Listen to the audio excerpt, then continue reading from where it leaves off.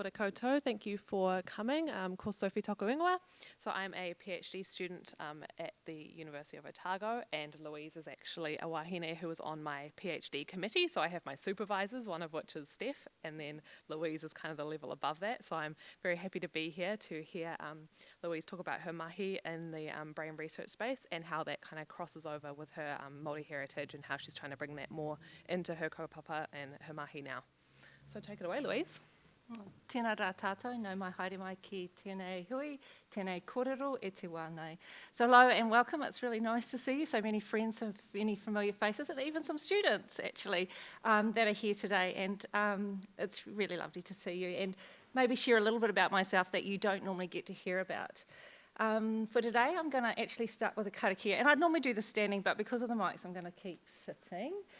Whakatakatahau ki te uru, whakatakatahau ki te tonga, kia mā kinakina te uta, kia mā taratara ki tai. E hi aki ana ta atakura, he tio, he huka, he hauhu, te hei mauri ora. So I perform that karakia because it's a tikanga. It's just something that we do, and it's really important for us to bring everyone into a shared space and just take a moment to move from what you've been doing for the rest of the day and come into the space and just be able to focus. But that particular karakia, I chose that because it talks initially about the winds that blow from the west and from the south, and it then talks about the breeze that comes from the land and from the sea. But the bit that really resonates at the moment is it talks about the really red sky at dawn.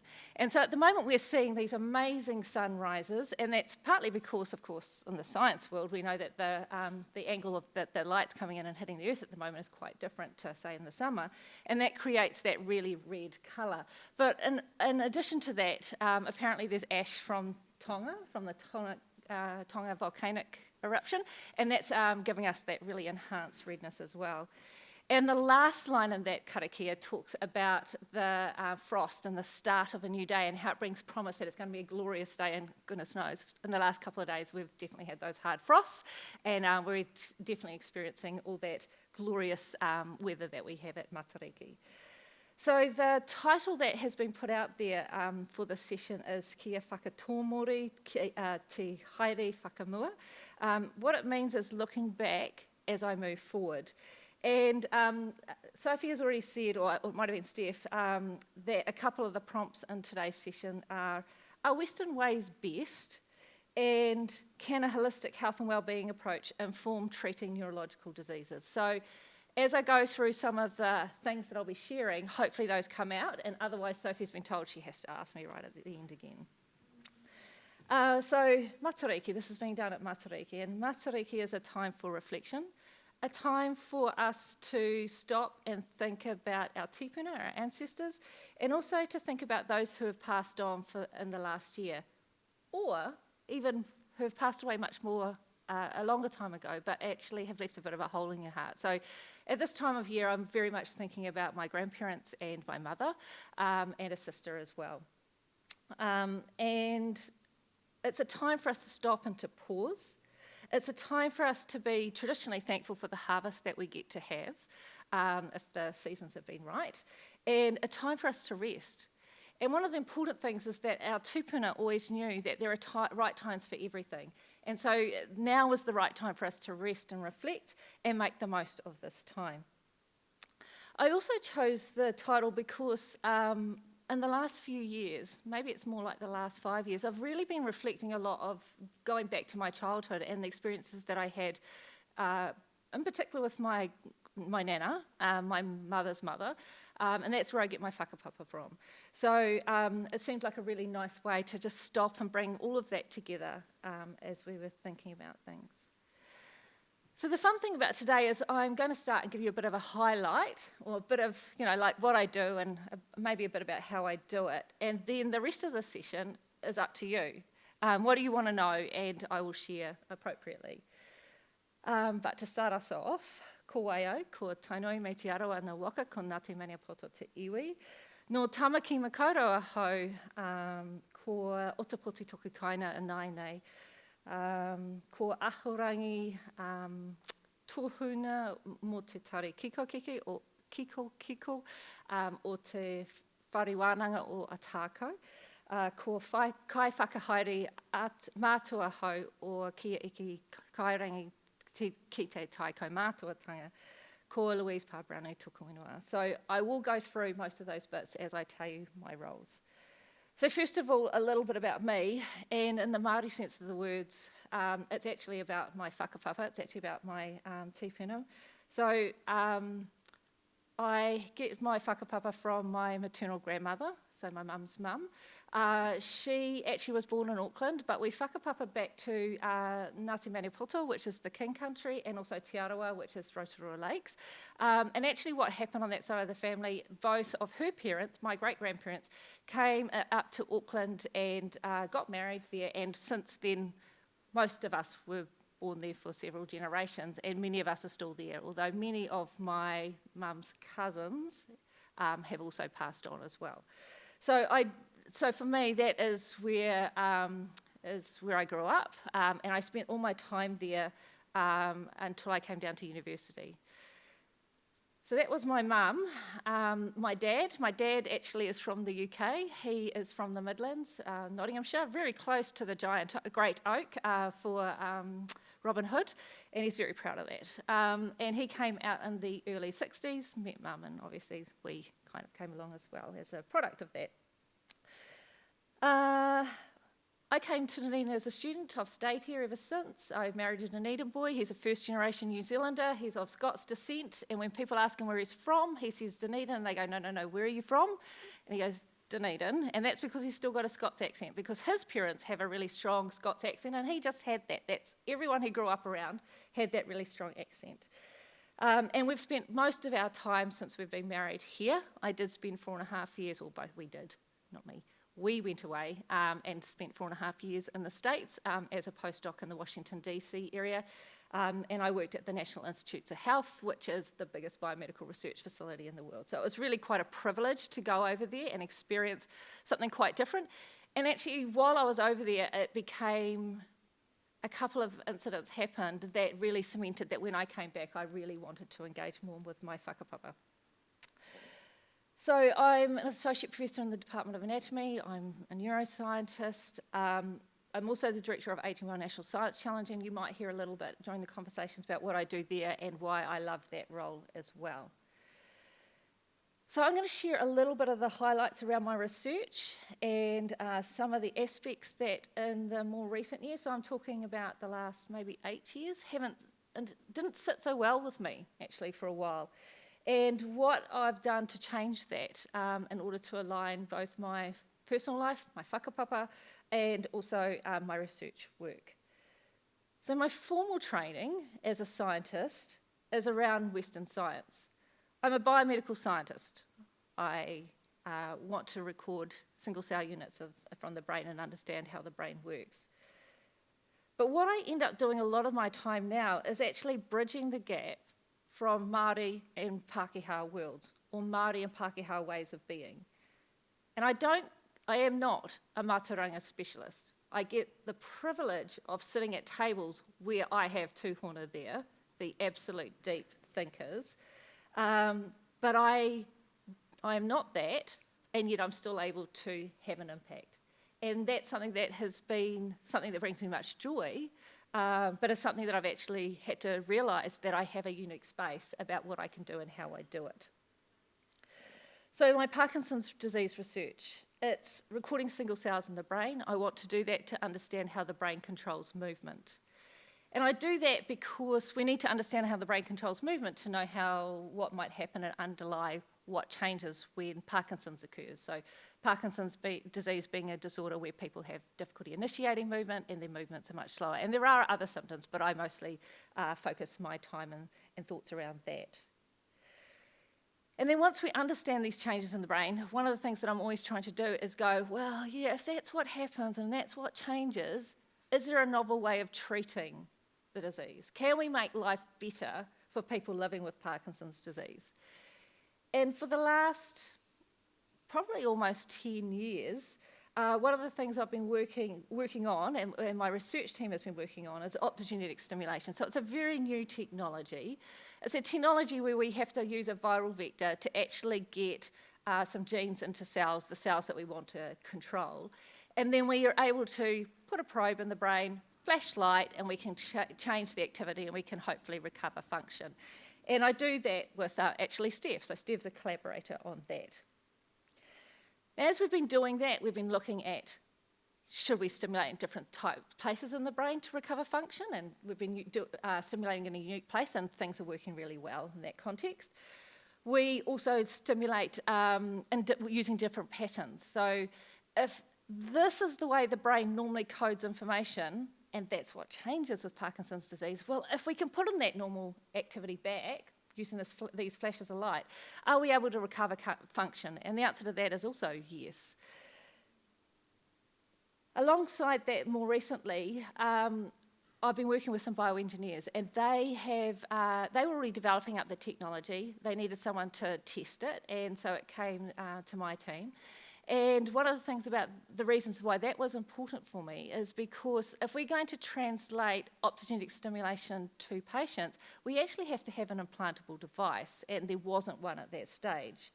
So our role in that is proof of principle, that it works, that it lasts long enough, and that it can do all the things that we need it to do for it to actually be functional and useful in the future. And it was at that time when I was on sabbatical that I had a little bit of time to sit back and reflect and think about what is this and how useful is it going to be, and how useful would it be for my whānau or my ancestors. And that's when I stopped and went, actually, it wouldn't. It wouldn't, and not only that, if I keep doing this, this will create an inequity or enhance the health inequities that are already there. And I suddenly felt very uncomfortable about what I was doing. And so then I had to stop and think about, well, you know, where am I going to go? What's going to happen? I needed to complete the research, and we have, and we are completing things, and there will be ongoing work that we will do.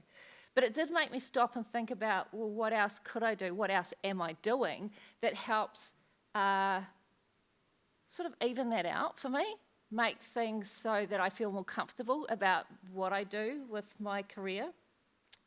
And that's when I was on sabbatical. I had a chance to talk to a couple of other Māori leaders, and one of the things we did was came up with a project, which the short name for it is the Māori Perspectives of Brain Disorders project. And we did kaupapa Māori research, so I wasn't the person doing the interviews, but the research assistant did the interviews. We've found out some really interesting findings around that, cemented our thinking about how, as Māori, we do think about the brain, and made me realise how much more we needed to learn in that respect. The other balancing things that I do with my life, and I was doing some of this before, so I've always, some of my roles, so I was the kaiarahi, so I was implementing the Māori Strategic Framework at the university in our school, and supporting Māori students, supporting Māori staff, saying that we actually needed to change the way we do things, and making all of those changes actually get embedded. And subsequently, I am now the Director of Ageing Well National Science Challenge, and one of the most amazing things about doing that is it's actually, we sit in a Western system. We get our money from the Ministry of Business, Innovation and Employment, but our organisation is working very close to what I would describe as tiriti partnership. So on our governance board, half of our governors are Māori. I'm a director, I'm Māori. Half of our funding goes to projects that are Māori-led, working with Māori communities and outcomes going to benefit them. And that's very unusual in the science space to be like that. And what that has done is meant that it feels so different. It actually sits well with me. This is the purpose of my life. This is one of the things I need to keep doing. And so it's incredibly important. Alongside that, as you go on your journey, so the brain stimulation aspects are still going on, but I've also had the opportunity of having new members join my team, and it just happens to be that some of the things that they're interested in are more the things that I was wanting to start to align to. So I was thinking about, my undergraduate degree was Bachelor of Physical Education. It was all about health and well-being, how our lifestyles need to be in order for us to age well. Didn't realise that was going to be so important in my life, so that was a circle that got completed for me. But along also came a new member of the team, has very much an interest in neuroinflammation, Elodie's here, and so that actually meant that we have this new direction that's happening in the lab that sits better for me, something that the team member is very much interested in as well, so I can help share and bring her career through. And the nice thing about this is the aspects that we're working on initially, and this is a project with collaborators, again, it's with Steph and some others, that we were sitting around discussing about, well, can we use diet? Quite simple. Can we use diet to modify neurological diseases? And there are aspects around diet and adherence and doing all those right things every single day that are really, really tough. But actually it was Steph came up with the idea that actually there's other ways that we could do this. And so we actually want to do the experiments to test this out, which is exciting. So at this point I might pause and we can start. So you mentioned at the beginning that you had spent some time in Washington, D.C. as postdoctoral researcher, so that's after you've done your PhD, and you said that there was, some things that happened while you were over there that kind of highlighted to you the importance of being connected with your whakapapa, that you wanted to engage with once you came back to New Zealand. So could I ask what those kind of things were? Yeah. So just to give you a little bit more of a backstory, so growing up, our whānau very much centred around my grandparents. So we would, every birthday, every event, every holiday, we would always be together. And I didn't realise that that was unusual for a lot of people until, you get a bit older and you suddenly realise that other friends don't do that. They do things differently, and well, why is that? And I didn't really understand. It was just the way my whānau worked. So my grandparents were very influential on what I do, and yeah. So it's always been there. I've always known about my whakapapa, always known, had access to the paper since I was a teenager, so I knew. When I went to Washington, D.C., what actually happened, it was pretty much my first day, believe it or not, and one of the administrators, who was a lovely person, and gave me the forms that I needed to sign, and they had already filled in my ethnicity. And I looked down and went, oh, okay. European. Well, yes, but no. And then I looked down the list and kind of went, oh, well, there isn't another option that actually fits me either, which, they're just not going to have any Māori there, so that's, you understand that. And it was quite, it was quite a telling moment, actually, where I realised that's not how I define myself. And I've very much have felt strongly about my whakapapa, even though I may not have voiced that. The other part of that is when you're away from home and you get to experience all these fun and exciting things, you realise what's unique about home. You realise I missed my whānau. I knew I needed to be over there. I knew I needed to spend the time to get trained, to understand how in the wider global science environment, what I needed to do and how I needed to think to be successful in that world. But at the same time, I missed home. And so it really, just gave me time to reflect about that. Great. Anyone with a question? Yep. Would you like to? Oh, you just say it and I'll repeat it into the mic so we can get it on the recording. Yeah. Kia ora, Louise. Thanks for giving us the background and everything. You mentioned your work with Māori interpretation of the brain. Can you tell us a bit more about how Māori view the brain? Yeah, so actually Māori, first of all I'll say we are not, like one identity, where there's all the different iwis, and so everyone has a slightly different perspective about things. And even within a particular iwi, there are some people that are so deeply in their mātauranga, that's te reo is their first language, that is the way they think, and then there are others that they have whakapapa but actually don't know very much at all. What we learnt, and this was through interviews, we just had a few very general questions, and we were trying to understand what was important to them if they or a whānau member had a neurological disorder, or we also included traumatic brain injury in the line of questions as well. And what came out really strongly was the experiences that they were having in the health system, first of all, that they weren't able to access care, that people, if they were in hospital, they weren't able to get the answers that they wanted from the medical profession.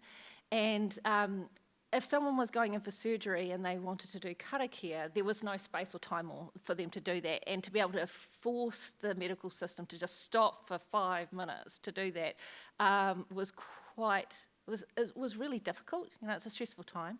And they're just trying to get someone into surgery or whatever. And so that came through really strongly with everyone that was interviewed. Some of the other key stories came through about the importance of whakapapa, sometimes in the way of reciting it, as a remembering who they are and what's important to them. Also, how much water is used as part of the healing process. So the kōrero around that was very different for each individual, but the consistent thing was that people were often connecting either to a space that had water, so it might have been their awa, their river.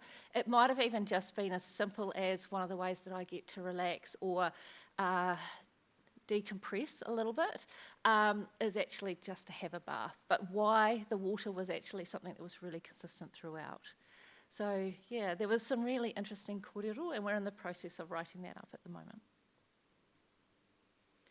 I just have kind of a related question to that. I don't even know if it's really a question, but just see if you have anything to comment. So in terms of the Western view of science, it's often very quantitative is what we call it. So it's like numbers and data, and we're trying to kind of fit things into certain parameters, and we kind of say that that's the way that they are. But the work that you were doing in that study, for example, was far more of a qualitative approach. So it was more about, you know, the kōrero, what people had to say.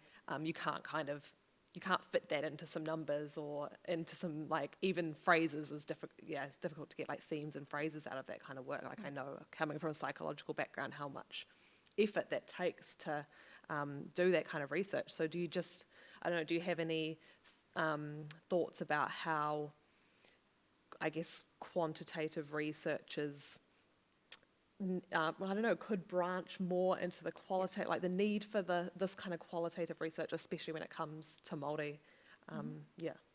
Yeah, I mean, for research for Māori communities, often kaupapa Māori research is the gold standard, if you like. And that is the qualitative aspect of research, having the deep conversations around whatever the topic is. So what happens there, you usually have some prompt questions, and then the conversations go where they go. And as a researcher, what happens is usually they're recorded. They come back, you transcribe them, and then you are usually looking for phrases or ideas that are key markers. And what I'm understanding is that obviously you go through and you're listening and you're typing and you're highlighting your words and all those kinds of things. The number of times it actually takes in order to pull out all of that information. You first go through as kind of a few bullet points, and then you listen to it again another time and you pull out some more. And even once you're starting to get those common themes, you listen to the conversation again and you're hearing it with a different lens already, because you're starting to put things into these different categories so that you can start to share the story back. So yeah, it is a different kind of research. It's really important, but so is quantitative. They just have different purposes, and so it really is, what do you want to do and what are you trying to answer, and what's the best set of tools. Great, thank you. Anyone else from the audience? Tēnā koe, Louise. Ngā mihi, very interesting talk.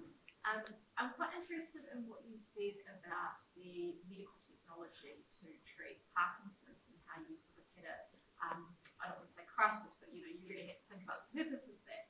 I have a research interest in early biomarkers of neurodegenerative disease, and it's a thing that I have also considered because, what is the point in detecting a disease before it gets to a particular stage, particularly if there isn't a reliable treatment for it. So I just wondered if you could share a bit more about your experience by grappling with those sorts of ethical issues.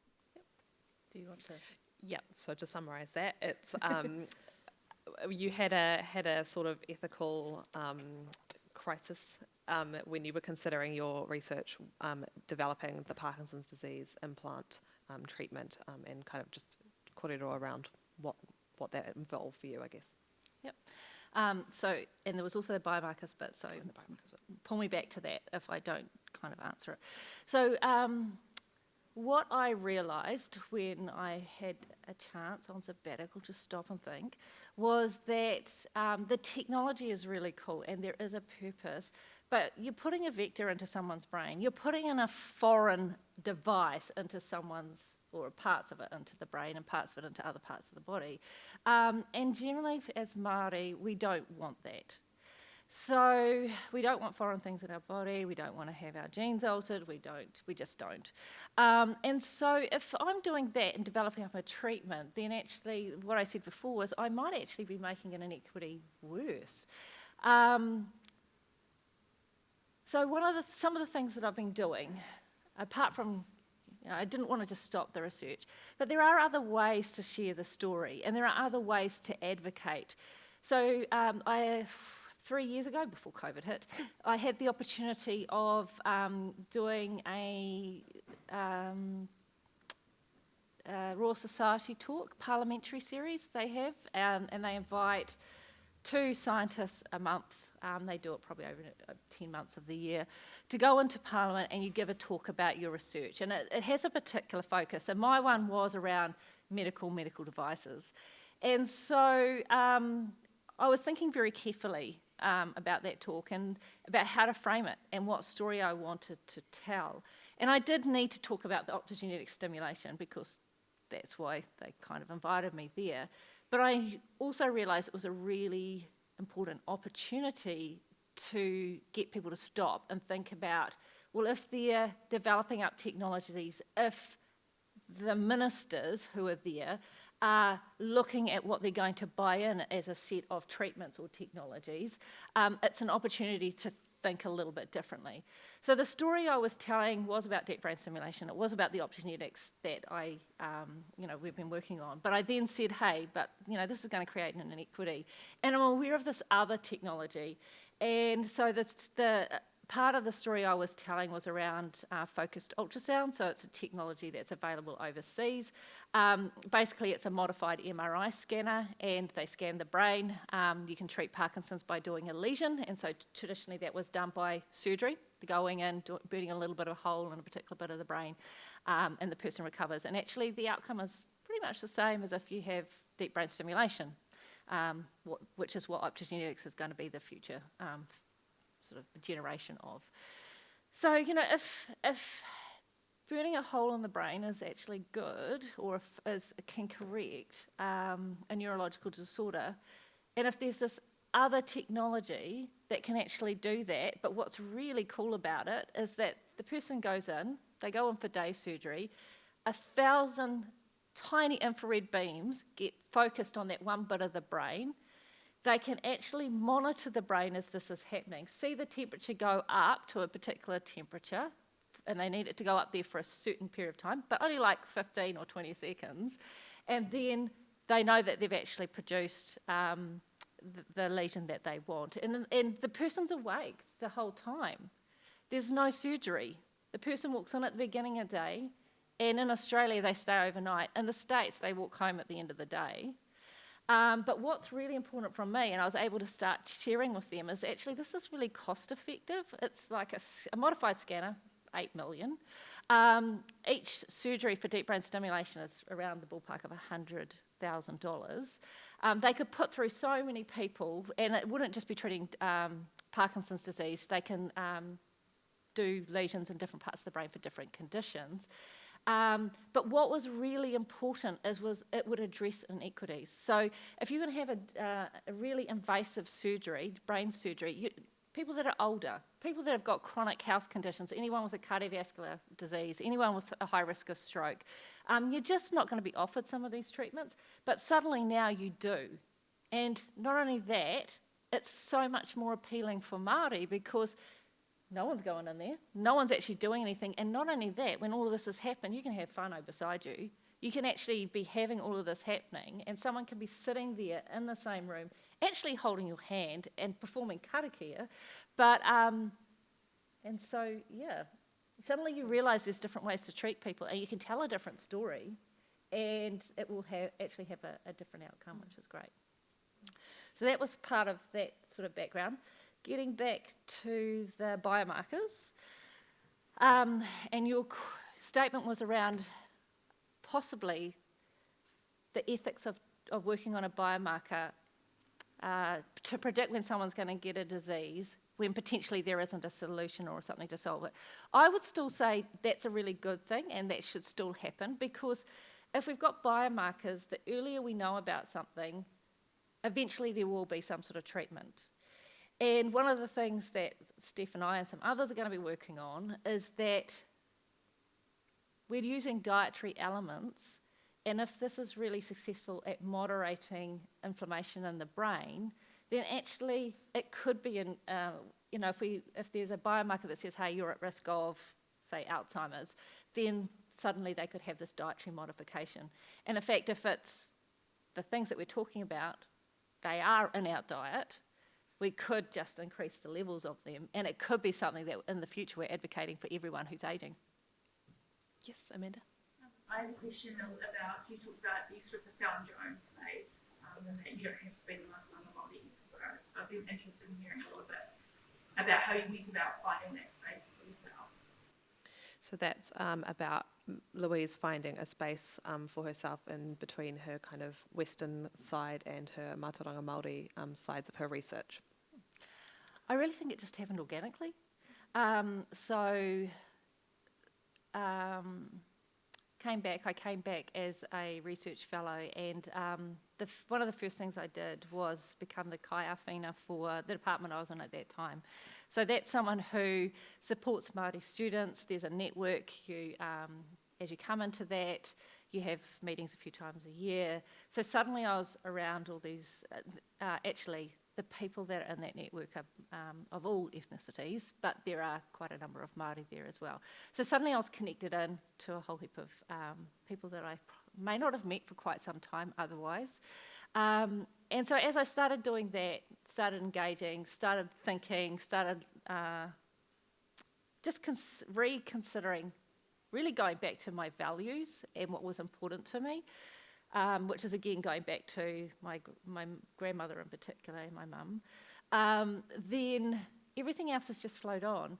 And what I've found is that, so I got involved with Te Pautama, which is the Māori academic staff, and I ended up on the exec, and I'd just be the helpful, useful person who would just do stuff. And but of course, as you're doing that, you're just learning lots and engaging with people and just relishing the opportunities that came along. And yeah, it really has just happened. So every time an opportunity came up, saying yes. And even most recently, I've had quite a few opportunities in the last year that have come up. One of them was for the Roika Mānai. So that's the Māori leaders, the Māori directors across the 11 National Science Challenges, of which Ageing Well is one of them. And I've been a member of that since it started, because it started in 2018. And they were looking for a chair. And I was tapped on the shoulder by the previous chair, actually. And I opened that email and went, ooh, closed it. I went, no, left it for the day, and then kind of opened it again and just started the conversation with her. And that was because within that group, this is a group of very influential people. And yesterday we did a launch of a Y262 guide, which is around one of the claims. It's the flora and fauna claim. It's sometimes called the Araho claim by the original claimant whānau. What's important about it is around Māori having control of Māori things. And so it's a big body of work. It's across at least 6 iwi. And it's 31 years ago that claim was submitted. It still is relevant today. And there hasn't, from the government's perspective, been that much that they've done to address that. So what we've done is just put out a guide. And what it's about is changing how scientists do their science. And the people so we had a symposium yesterday, a launch for the guide. And the people that are speaking at these events, I just sit there in awe going, oh my God, this is amazing. But of course, as the chair of the Roika who's putting this out, I also had to speak. And, most of the other speakers, deep in their mātauranga, fluent te reo. I'm not fluent, I'm a learner. But, there are reasons that they've asked me to do that role. And so you just take the opportunities. When I read that, I was terrified. But yeah, you've just sometimes got to do it and go with it, and people support you. It's amazing. To segue on from that, do you want to talk a little bit more about your role as the Director of Ageing Well and what you kind of do there? Yeah, so as that role, what we do is fund science. We fund science throughout New Zealand, and I said earlier that one of the most amazing things is that half of the money goes to supporting kaumātua to age positively. And that's important because of the health inequities that are so apparent in our health system. And actually, the Ageing Well has been on a journey. It was very Western in its initial years, and the original director and and one of the chairs, an earlier chair, decided that this wasn't the way we were going to be. We were going to go towards treaty partnership. And when we went to the ministry you have to put in a formal document to get extra money. There were 2 separate phases. We were going in to get the second phase of money, which was the bigger chunk of money. And we had to go in and we had a full day interview with the ministry. And there was an independent panel there. And one of the questions we were really challenged on, we literally got what's the risk? Are you sure you want to do that? Are you sure you want to put half the money into supporting Māori to age well? And we all stepped back and were surprised. But it gave us a chance to actually defend it. And we were just firm. Yes, this is the right thing. How can we have inequities and allow that to continue? We have to support this. This is what is really important. To give you an example, a concrete example, that is actually we've just landed in the last couple of weeks. And we've just made the announcements earlier this month. So we've just just announced that there's a project, Te Roro, which is the brain, a Mātauranga Māori project, and this is a project by an independent Māori research institute that's up in Whanganui. So what's really cool about this project is that they are going to be gathering information from all sorts of sources. So they are going back to archives at Te Papa to see what's there, just generally in the archives. But they're also going back to Waiata and Motiatia and Karakia, because that's where a lot of that information is not hidden, but is contained. And you have to be fluent, you have to be deep in mātauranga to be able to pull that information out.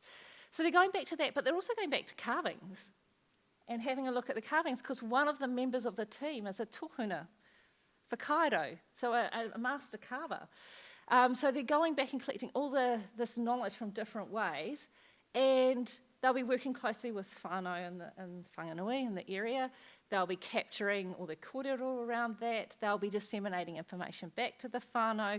They will be producing academic reports, academic publications. They will be producing guides, both for the whānau and more for health professionals. But one of the outcomes, and one of the outputs that they're going to actually be producing is a carving to retell the story. So, and they're going to have an exhibition. Now, in science, that's not how it usually works. But yeah, we're able to actually do things differently and show that it's valid. And not only that it's valid, it's the right way to do it for a Māori community. That sounds fantastic. Anyone else from the audience? Nope. Okay, we'll take it back a few steps, I guess. I've got a question down here that says, what conversations that you had with your grandparents, with your kaumātua maybe, have influenced what you've done as a scientist, and then I guess how you do it as well? Yeah. So, going back to my grandparents, it's more around the way you are, the way that you behave, the way that you do things. It's around manaakitanga, it's about whanaungatanga, it's about making sure that you connect with people and spend time with people. Sometimes, our lives are busy, and sometimes you do just want to do stuff, and you've got to get to the next thing, but actually, sometimes the most important thing you need to do right now is stop and just have the conversations. And when you do that, how much you learn. And there are a few ways that I get to do that now. So one of the things that I get to do regularly is Ageing Well has a kaumātua with the challenge. And I would meet with him, not necessarily monthly, but I do meet with him really regularly, and sometimes more regularly as we're going into something else, something that's important. And we're in the process of doing a website design, so we're having kōrero around that, about how that should look from a Māori perspective, and then we've got some designs and wanted to capture his thoughts, because you can't do anything without your kaumātua saying that it's okay. So yeah, and just having those conversations is so important, and really lucky, like not everyone gets that. And when I travel with him, and you're walking through the airport, everyone knows him. And so you get to meet all these amazing people, and the connections that you make that way. Another thing that stood out just recently, back, I think it was right at the end of January or early February this year, and this whole science sector is about to change, and the whole science sector wants to move to Tiriti partnership. And Ageing Well was putting in a submission, and I was also the pen holder for the Rauika's submission about what that would look from a Māori perspective.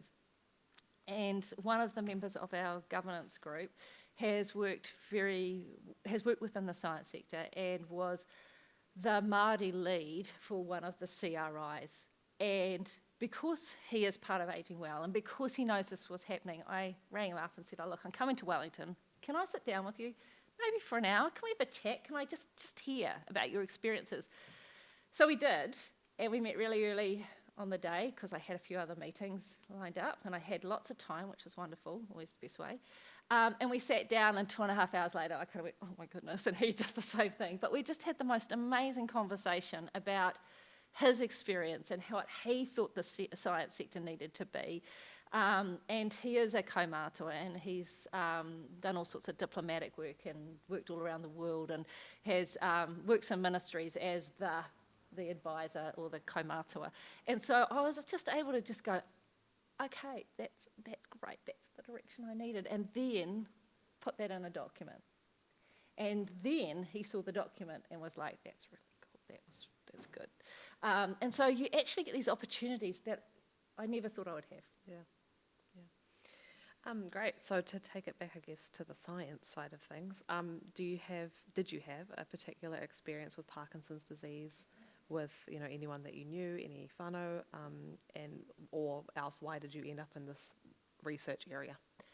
Yeah. So no, whānau doesn't have Parkinson's disease. The reason I ended up doing this, so I said earlier that I went to phys ed school, straight out of school. So always interested in the control of movement. More originally when I went there, because I used to be an athlete, and so I was interested in it from more a performance perspective. And you realise that for your performance to be great, you need to understand how everything's controlled. And so what happened is that as I was going through my degree and trying to understand how the brain works, my questions were yeah, but. Okay, so it's like this, but yeah, but. And all the yeah, buts kept meaning I wanted to go and understand the mechanisms at smaller and smaller levels, so going into that more biomedical field. And it's only by doing that I ended up recording single cells in the brain. So one of the things that I guess I wanted to think about was, from a Māori perspective, your health and well-being is not, you are a disease, you are not a disease, you are a person who happens to have something. The way to treat a disease is not just to fix this one thing. And so going back to is West best, there are elements about Western science, Western medicine, that are of course beneficial for us. We know about the surgeries, we know we have antibiotics, we have things that we may not have had. We didn't traditionally have. But that doesn't mean to say that the mātauranga, the way that we've always done things, isn't still relevant. So, and we know that because commercial companies are coming in and trying to get all the mātauranga about, if we think around titiri, manuka, and manuka honey, and kawakawa. So the traditional ways that we've always treated things were always really relevant. Going back to thinking about my grandmother and the way life was and the sort of lessons that she was teaching me at the time, life is so busy, but actually the Māori way of doing things puts structure in your day that makes sure that you take that time. So whether that's in the cycle of the year, so Matariki being a time for reflection, or whether that's making sure that you stop in your day and your shikai with your whānau, whether that's karakia that you do. So one of the kaumata I know, he's up at like 4 o'clock in the morning doing karakia because it's so fundamental to his well-being. And if you saw how well he was and how he still goes hunting and horseback riding at late into his 70s, you'd be following what he does. So yeah, that we do things differently, but it's actually valid. And these things sit alongside, or they can be the major thing, and then Western sits alongside. So there's a balance between them, and only the individual knows what's the right balance for them. I think we'll probably say thank you very much to Louise, and we'll do our closing waiata.